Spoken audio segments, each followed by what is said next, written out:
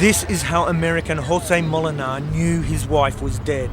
He saw these television pictures of her bullet-riddled car broadcast from just across the border in Juarez City, Mexico, minutes from his Texas home. As soon as the image came up, I saw her truck, and I knew what had happened right then and there. His wife, Maricela, a US resident and mother of two, was gunned down, doing a last-minute favour, giving a Juarez government lawyer a ride to go shopping. Wrong place, wrong time. That's the only way I can describe that. Maricela died close to the border crossing, just yards from US soil. It was her passenger who was the gunman's target. He was shot multiple times. She was killed by a single shot to the chest.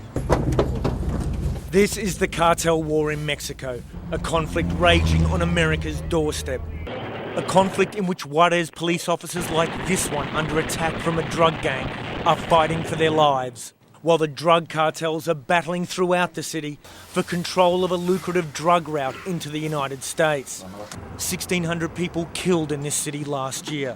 That's 3 times more than the most murderous city in America, and 50 of them were police officers. This year, in just 2 months, 400 more already murdered. We saw the most recent victims laying in the city's morgue overflowing with bodies, many unidentified cartel members destined for mass graves. They'd been brutally killed by rivals, beheaded, tortured, strafed with bullets. But now the cartels are renewing a favoured tactic, intimidating government leaders. This time they're doing it by killing cops, one by one. They started killing police officers, and not while they were doing police work, but when they were coming out of their homes and getting into their cars to go to the police station. This sign says it all, a cartel vowing to kill one person every 48 hours until this man, the chief of police, stands down. At first he refused to go, until on one of the days when we were there, and he'd finally had enough, after the cartel had killed 8 of his officers in less than a week. In the hours following his resignation, we rode on patrol with police officers out on the streets, the entire force on high alert, the cartel war grinding on.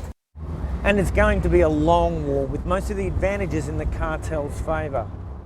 Their gunmen outnumber these police and they're better armed. And the body count continues to rise. Now, the mayor's family is being targeted, a cartel threatening to behead them wherever they are. Police in the US suspect the cartel is planning to cross into Texas to get to the family where they're hiding. Meanwhile, over the past year, the Mexican army has moved into Juarez. Over 2,000 soldiers, sent as part of a huge operation that has 45,000 troops combating the cartels across Mexico. This is not going to be won quickly, says Mexican government spokesman Enrique Torres. While we know the monster is big, we don't have any idea just how big it is. And though the US this year is giving Mexico about $400 million to combat the cartels, officials on both sides of the border privately agree. The war, as it's fought now, cannot be won. Which is something Jose Molinar's wife probably knew before she was gunned down. This drug war in Juarez robbed you of your mother. I mean, how do you carry that? Day by day. I always think she's at work. And the unwinnable war that killed her mother rages on. Michael Ware, CNN, Juarez, Mexico.